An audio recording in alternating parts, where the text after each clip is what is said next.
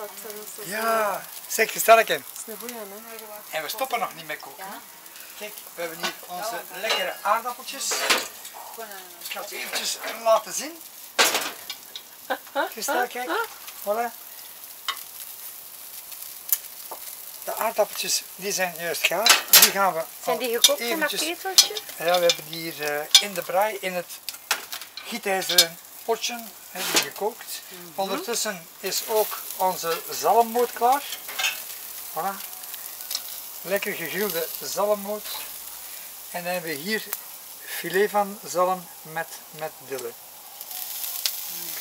En Dennis heeft er echt feestje van gemaakt. Kijk, voilà. Hier hebben we asperges. En die gaan we nu nog wat bijkrijgen met wat peper en zout. Dat staat hier. Voilà, Ah, dat is ook in de software. Amai. voilà ze.